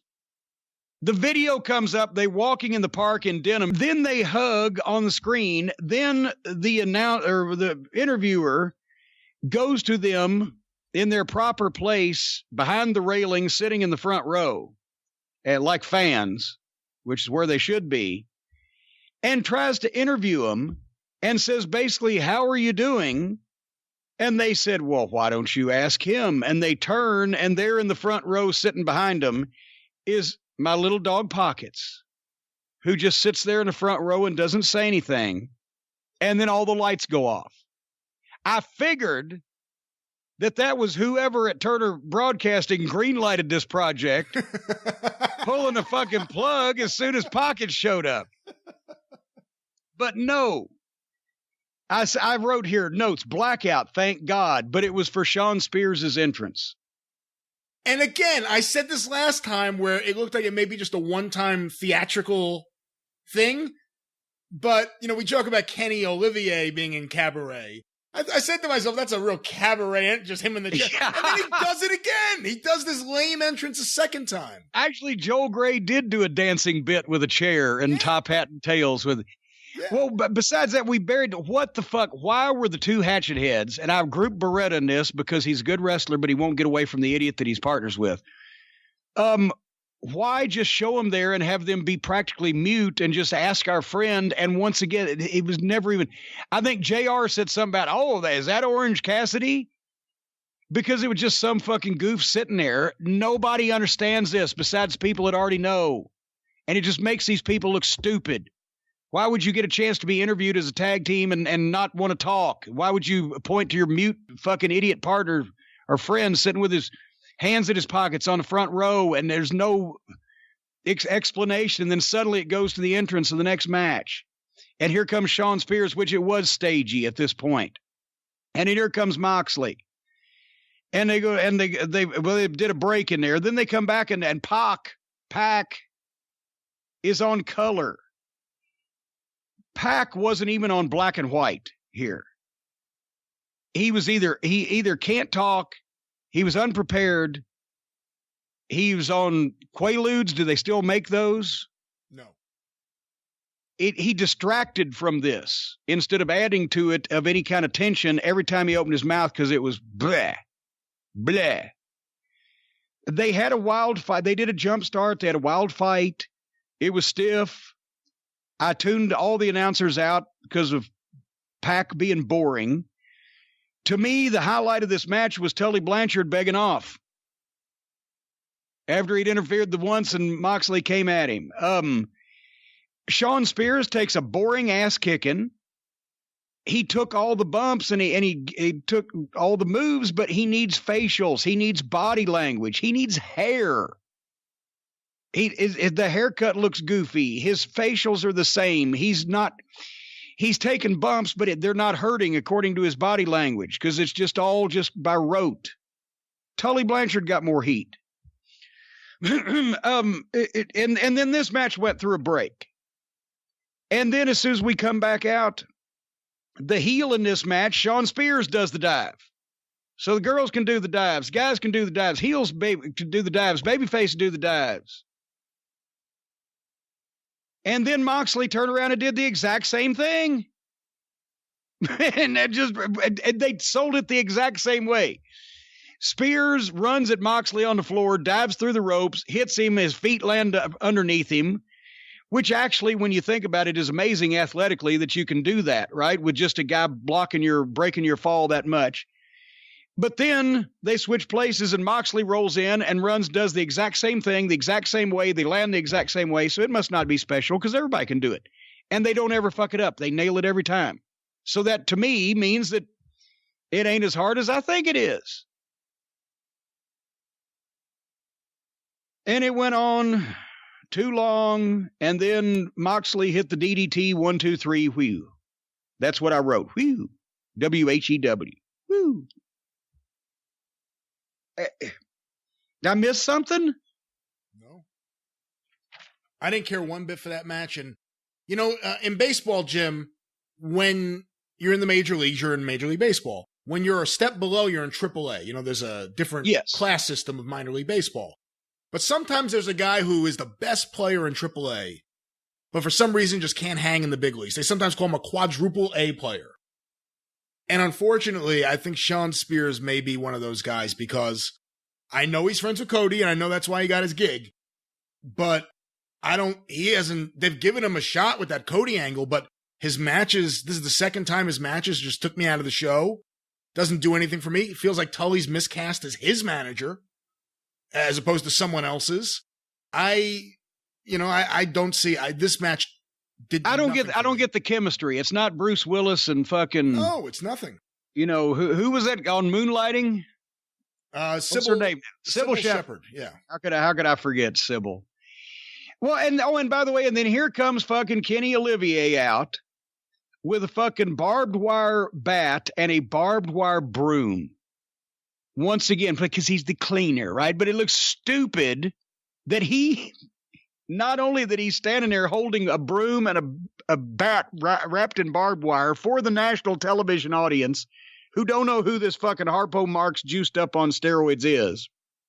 But when he gives the other guy his choice, when he gives Moxley his pick, he throws Moxley the baseball bat and he keeps the broom. What kind of fucking moron. I wanted him to get fucking butchered at that point for being an idiot. You're going to have a fight with a guy, you keep the broom, you throw him the baseball bat. I was so disappointed we didn't get to see him wrestle. I legitimately was excited about watching Omega wrestle and counting the points per minute. How many times does he point? The PPM count. Yeah, how many times does he point? How many times does he do a jump? Like just a jump to start running. Yeah. I was really actually looking forward after last week to see how ridiculous it was, and I'll have to wait another week, I guess. And then, by the way, and then here comes Pac and hits Olivier from behind with a chair with the edge. They were doing this all night. They're grabbing it and hitting people in the head or in the back with the edge. It doesn't make any noise. You can't see any impact. It looks like shit. It's phony. A gut shot you can get away with. If you're going to whack somebody from behind with a chair, whack them with the fucking chair. It looked like a bunch of fucking, if you know it's a work, it looked like a bunch of pussies. If you don't know it's a work, it looked like a bunch of idiots. Because who's going to hit somebody like that with a fucking chair? You're not. So what do you think of that, Jim, if I could stop you? What do you think of the heavyweight division booking? Because now Pac, not Pac apparently, but Pac has tapped out Omega. Pac, who did he tap out last time? I don't even remember. Last week on the show, he tapped out another guy. Hangman Adam Page, actually. That's who he tapped out. Yes. And now here he is in the mix with this Omega-Moxley feud. What do you think of this whole three-way dynamic here? Well, if they could get Omega out of it, it'd be I don't care. I don't really care. I'm not going to like Olivier no matter what. And also, once again, the gesticulating. But Pac had a chance to talk himself over to me, and he didn't. He talked himself under to me. And Moxley can work, and it has all the emotion and enthusiasm in the world. I'd like to see him fight some fucking stars. So there you go. The next tag match. Here's another thing. Dustin Rhodes and Adam Page versus Sammy Guevarra and Chris Jericho with old big fearless Jake Hager. I know that Dustin, who, by the way, was the star of this match, Dustin is still trying to pay homage to Goldust, but with his own twist on it. This half and half thing. The natural would work. He's in his 50s. He's his father's son. Come back as the natural with the Dustin Rhodes cowboy boots and a fucking rougher Texas look. Don't be Goldust or whatever dust anymore. The natural, to me, a 50-something-year-old man going out there still performing at that high level, strip the gimmick off of it. And I love Dustin. That's what I would do. I'd ungimmick him and make him as real as possible because the people respond to him because they can tell he is real. It's just the outfit don't work. Adam Page, Tony Schiavone says, well, he reminds me of Barry Windham. What did we say last week? You scoffed at me. I said that. And once again, you're seeing what you're seeing. I'm seeing in Adam Page and a lot of these guys, when I critique it, I'm seeing what I could do with them, and you're seeing what they are doing with them. Right, but that's all I can do. I know. Yeah. Because I'm better than you are, and you know it. Actually, I'm not as good as MJF. Trademark. Yeah. Yeah. Why did they announce Adam Page as 219 pounds? That's lunacy. He could get by with 228 because he looks thick. Let me stop you there. The announcing bothered me all night. I think it was during the women's match. I saw the introductions of that match. No hometown, no weight, just here's B. Priestley. Yeah. And here's this person. But come on, give me the hometowns, give me the weights. Well, and the fucking show. I agree. And by the way, there was no weights and hometowns on the NWA program either. And I questioned that after the first night and was found out it's because Dave Marquez, the ring announcer's sheet, got completely destroyed in the first segment of the show and he had to wing it from there. So we rectified that. And yes, we should. No, it just sounds game showish. But when you announce Adam Page as 219 pounds, when you can get by with 228 or even 230 and nobody's going to fucking laugh at you, it's insane. All these guys are small enough. Don't make the ones that look grown sound small. Guevarra is working his ass off. Again, Chris Jericho and Dustin Rhodes had a quick brawl, but I thought it picked up when Paige got in a little bit there. But then they go through another break, and I'm not watching any of these picture-in-pictures. I'm just not. And when they came back in the second segment of that, I said to myself, I'm watching a WCW TV show with Chris Jericho on it. That's what it felt in terms of production and building. And there was Dustin, but just the announcing, I don't know if that's a good thing that I said that. I didn't say NWA or Mid-Atlantic or Crockett program. I said a WCW program. They're shooting it the same. It's dressed the same. Some of the people are the same. I almost felt like this version of Jericho, too, is a natural extension, a natural end of the WCW version of Jericho. Yeah. But I agree. It looks like WCW. And I'm not, like you, I'm not necessarily, well, you didn't phrase it this way. I'm not necessarily saying that's a bad thing. But it definitely felt and looked like Nitro a few times. Well, yeah, it feels like the part of WCW that you don't want to remember. Nitro and because the Monday Night Wars, when you go back and they actually do this on Figure 4 Weekly. Brian Alvarez does, I can't remember if he does the column or not, but they go back and look at a fucking retro Nitro or whatever, and you see just how awful those shows were. It was just because it was in the middle of the war. But I mean, a lot of the Raw shows were completely fucking crap also, especially when Shitstain was writing them.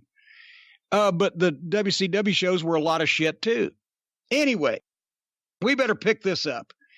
Cameron missed Paige's moonsault off the top rope to the floor, and he lands on his feet. I don't know how he does it, but goddamn, can they not save that for a big angle or a pay-per-view match? Dustin had a great comeback. Hager interfered with the referee, only slightly distracted, and the people booed it. Again. That happened last time, yeah.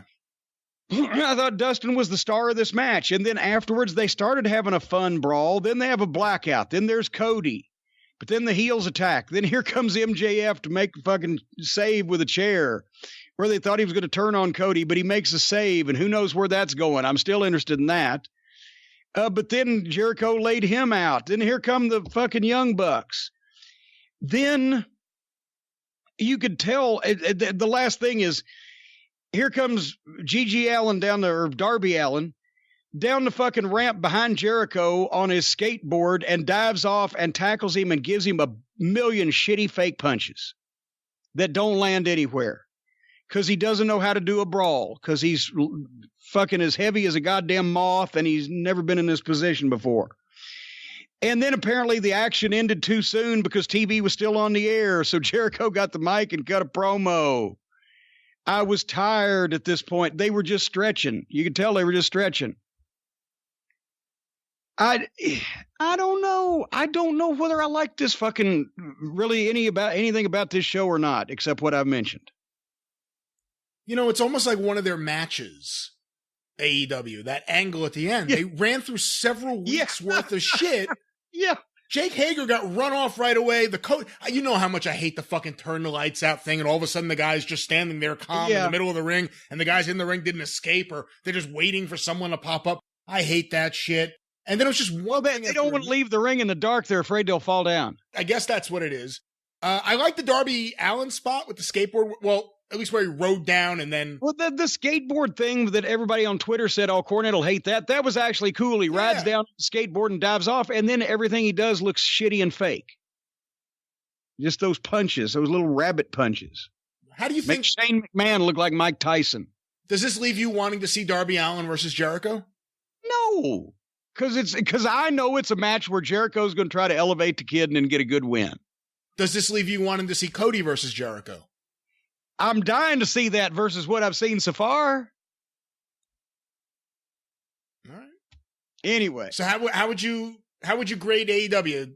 Good, bad, and who's the MVP for you? Jericho? It wasn't as good as last week. Jericho is a star. Dustin was probably the best performer. And they could have made Private Party, but they didn't. And, and Sean Spears needs some goddamn heroin. Oh, I can't say who that is. And there you go.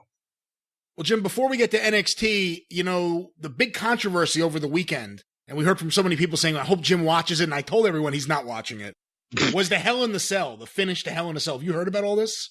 I heard about the controversy, and I heard they DQ'd somebody in the fucking Hell in a Cell. So I haven't seen it, so I don't want to comment on it, but if you send it to me some way, I will attempt to decipher what they were trying to do. You think we could do it maybe for the drive-thru? Well, why not? All right. Well, there we go. Book it. Well, now you're sounding Mike Mills. That's his catchphrase. But we will see what we could do by getting it for the drive-thru. He's not the first one that ever said book it. I'm going to let you deal with him and his trademark attorney. I'm going to stay out of it. I'll get Stephen P. New on him. I'll have his children trademarked before he knows it. Stephen P. New has anything to say about it. Anyway, should we go on? He's a nice guy. Why would you? I know I like Mike Mills. His children are a different story. But anyway, should we go on to NXT? We must. We must improve our bust. Right off, the show has more energy than AEW.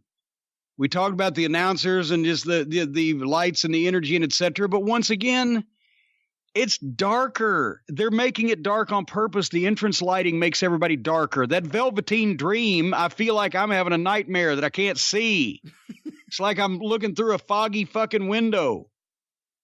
See, I disagree with you. I thought the AEW show had more energy. I mean, besides the commentators, just the feeling.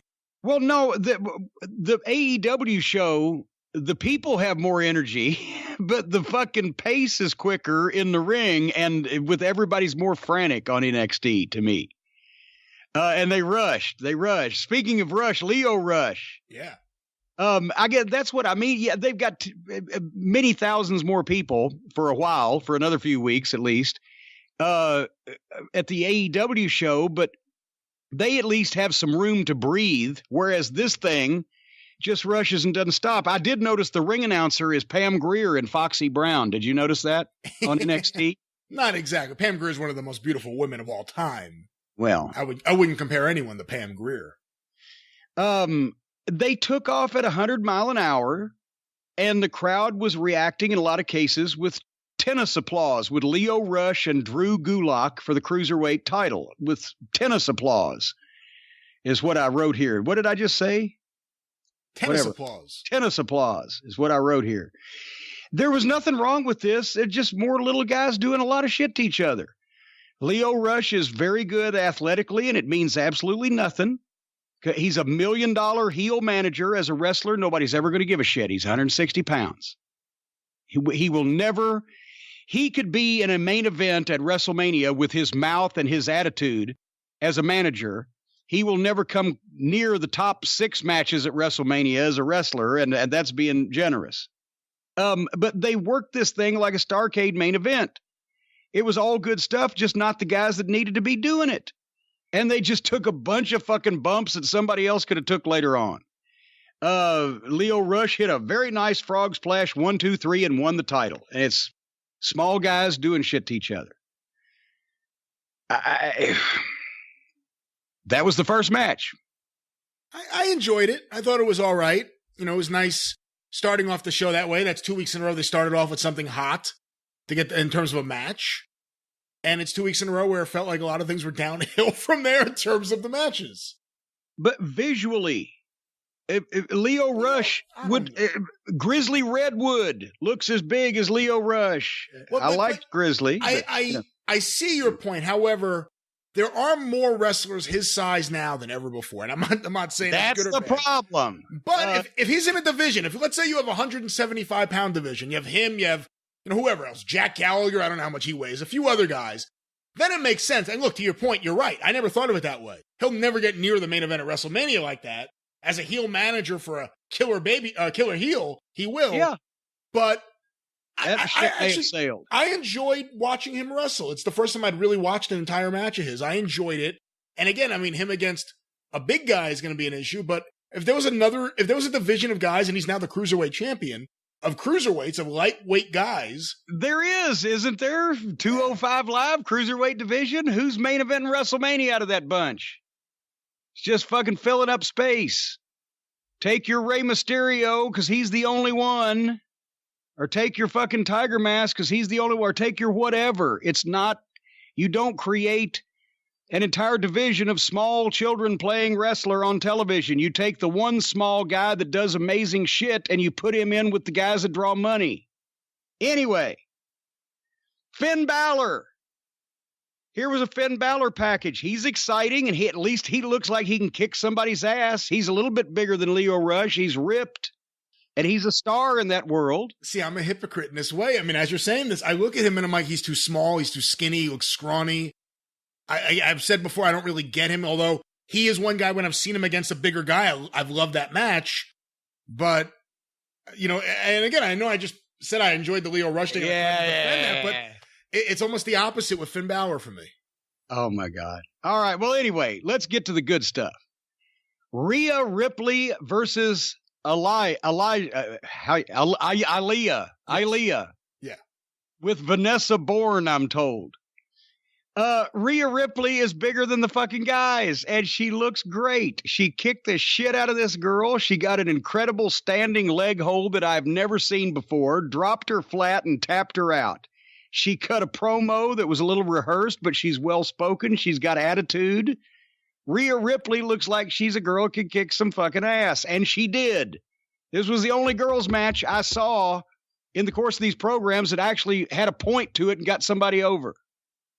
And, I said what I said earlier about the AEW women's division not really doing it for me. The NXT one is, because I really like this. It was the right length, got me interested in her. The promo, I agree with you, was a little stagey, but I'm very curious now. Her against Shayna Baszler. What's going to happen there? I'm intrigued.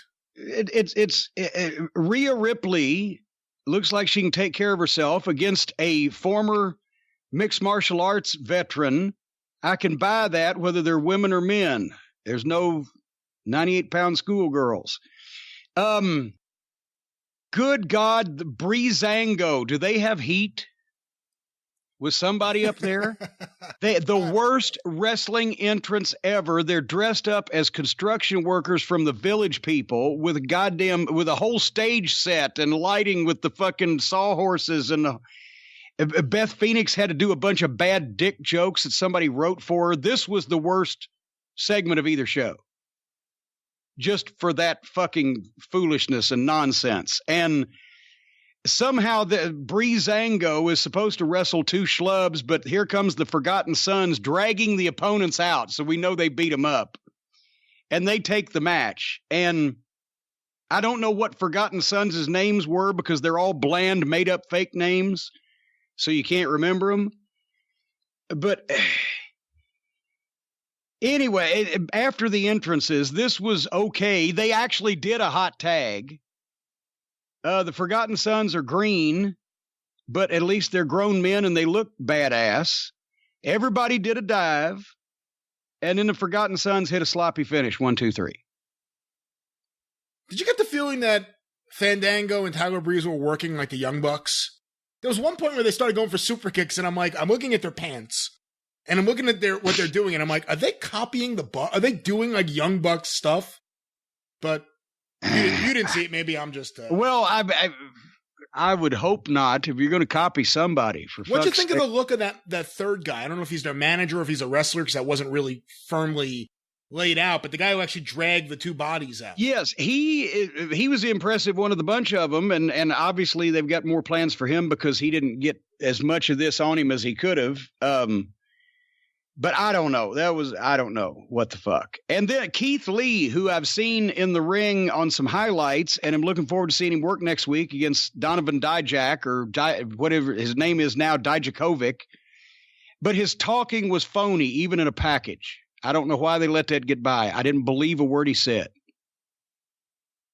What do you think, though, about, like, in a week where you have Jericho doing interviews that clearly aren't scripted on AEW TV, there is a big contrast, or even the Nick Aldis interview on the NWA show, there is a big contrast between guys just either doing bullet point interviews or just flat out doing a speech that was written for them, and guys hearing the room, feeling the room, saying what's on their mind, getting their points across.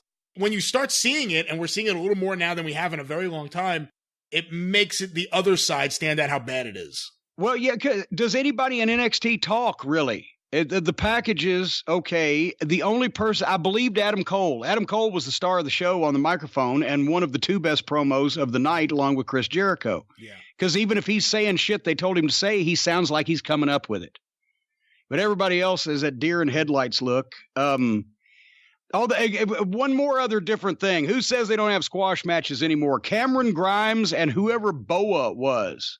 Oh my God, I did not expect that to go the way it did. Yeah. But I like Cameron Grimes' look. He's different. He's got the fucking gimmick. I said he reminded me of Outlaw Billy Black at one point. But the double stomp and the pin, boom, 1, 2, 3, that was great. And then he dives out and Killian Dane comes out and beats up the job guy too. I wasn't sure what happened there. But yeah, that was good because I remember that. Boom. He did the same thing a couple weeks ago. And this Damian Priest, I can't wait to see him because he's a grown man. I like his voice. He actually has a deep voice. He sounds ominous. He looks good. I want to see what's going on there. Roderick Strong and Isaiah Swerve Scott. This may have been a swerve on Roddy. Okay, Roddy, take him out there for 3 fucking segments. What the I mean, Swerve is green, but Roddy ran this, and he got all he could out of him, and it was too long. They go to a break. They come back and have match part 2. Swerve did some nice stuff on his comeback. Athletically, in ring, I'm talking about wrestling, not gymnastics, but athletically, NXT is ahead of AEW. You can tell the guys are in better shape. They've had better training. They have better basics. They, in their own way, they try to sell things, even if it's for a millisecond. So in the ring, athletically, and as far as wrestling goes, I mean, I don't think there's any comparison. You can still tell a lot of the guys from All Elite have just stepped off of indie shows. It shows. Roddy got what he could out of that one, and it was just too long, but he won it. There wasn't anything matter with it. And I wrote, thank fuck, Adam Cole in-ring promo. And he was just getting going, and Velveteen Dream interrupts, and I can't see a goddamn thing. And I said I kind of sort of got tickled by Velveteen Dream, but he just said nothing. I'm wanting, with all of that stage managed entrance and bullshit and lights and girls and props, I'm wanting his promos to be better than they're turning out to be. Yeah, I didn't like this at all. I mean, shouldn't say that. I liked the reaction and everything from Adam Cole and them, but the whole idea of putting the pictures on the screen, to me, that's just stupid. Well, also, and for the people who didn't see it, they put up a picture on a screen of Roderick Strong, with the belt over his dick, naked, supposedly laying on a couch. But if Dream cuts I wrote stagey, rehearsed promo and did a little dick joke with the picture where they removed the belt and put like a little tiny X, and that was supposed to have covered all of fucking the goods there. So that's the second segment they've been doing dick jokes after that fucking ridiculous Fandango, Breezango, Fandingo, whatever the fuck of entrance. They're doing more dick jokes. And then they come from comedy and dick joke to here comes Tommaso Ciampa, the biggest star apparently they probably got. The people want to see come back. He's been off 8 months with the injury or whatever. He looks great. He comes down. The Undisputed Era bails O'Reilly, Fish, Roddy, and Adam Cole, and they go to the ramp, and then Ciampa sits down in the chair that he's brought with him and says, "Daddy's home." Which, okay, that's probably, that right there is the best bit that I've seen on NXT for promo and personality. If you took Adam Cole's promo, and then if the blackout had happened and here came Ciampa. But with Dream in the middle of it, it got busy and it got silly and it got phony, and then it got kind of back real again at the end. I don't know. Yeah. Yeah. That really sums it up. We just think too much alike. I should get a stupider co-host that doesn't understand what I'm saying so he'd disagree with me. I often feel bad. Well, we disagree more than people probably realize. I mean, there are things I like that you clearly do not like, and there are things you like that I detest. But there's a lot we agree on, and usually we're on a similar wavelength. Because we both get it. Yeah, well, thank you. I appreciate that. Thank you. They came back from the commercial. There's a female interviewer that did not say her name, as I recall, because it was during the commercial, so this was supposed to be unplanned. So instead of, she's like, "Okay, are we getting the shot? Ciampa's going to come soon. Is this microphone on?" It was stagey. It was stagey. And they supposedly just snagged this interview with Ciampa, but then here comes this Mexican guy, because nobody identified him till after this whole thing was over with. And like, we're just supposed to know. And he exchanges words with Ciampa, and Ciampa knocks him out. It was stagey. It was stagey interviewer. It was stagey. Here comes Dakota Kai and Bianca Belair, another women's match. Dakota Kai is coming back from a torn ACL. So is apparently Tegan Knox. They've been doing packages on her. Do we sense a pattern here? Ciampa's been out 8 months. 2 girls with torn ACLs. If the girls are having surgery, that means everybody's doing too much. Good God. Anyway, Bianca Belair is peppy. Nothing wrong with this. They were serious, having a nice little match. I like her. I think she has something. I think she's good. But then they went through the break. Well, that's not her fault. And on the other side, it got complicated and it got sloppy. And the crowd got silent, and then were polite claps. Then I wrote too long. And I wrote go home. And they did, I wrote a dozen, probably at least 6 or 7 false finishes, and then Bianca Belair hit 1, 1, 2, 3. And then she cuts a promo that was okay. What is EST? I actually don't know, and I was curious because at the end I finally noticed it was in her hair too. It wasn't just... It's all over. Yeah. She's got it on her back of her jacket. She's got it on the ass of her tights, got it in her hair, EST. And then she says it. I am EST or whatever. Well, somebody tell me what that is. I have to say, Jim, and I know this is where you and I will disagree, the AEW show, even though there were things I didn't like, which gave me a chance to walk out of the room and do stuff or get distracted in emails, but the 2 hours kind of flew by for me. I could have watched more if there was more right after. Oh, good God. NXT at this point was dragging to me. Well, I'll agree with you there. I didn't want to see any more of All Elite after that show right then. I didn't want to see the rest of NXT right here after this. Pete Dunne, package about Damian Priest. Nice package. Priest looks like he could kill Dunne and eat him. Here we go then, finally. They gave me something for my perspicacity, because it's the last thing I watched of these 2 shows. Kushida versus Walter. Once again, the entrance lighting is all so dark and everything, but finally, Walter, he's got boats for feet. He's instantly different. You can see it. Kushida's so small, but Walter made this make sense. Walter made this make sense. He controlled the pace. Like top guys, he kept attention on himself even when he was on defense. Like Lawler used to do on TV, even if he's working with a good worker underneath, like a Steve Regal or a Ricky Morton, when he was a heel, he would keep all the attention on himself, even when he was doing shit for the guy, taking the guy's hip tosses and shit. It's an art. Walter does that. They go to the break, and for once, they don't have a picture-in-picture during the break. The one time I'd have watched it to see what Walter was doing. I felt the same way. It was the only time. Every other time, yeah. It was like, you know what? I just can't get into it. I'm hearing the commercial. The fucking visual is so small. I can't get into it unless I'm sitting right in front of the TV. But this time I was like, I really want to see what's happening. And this is the one time they fucking go to a commercial.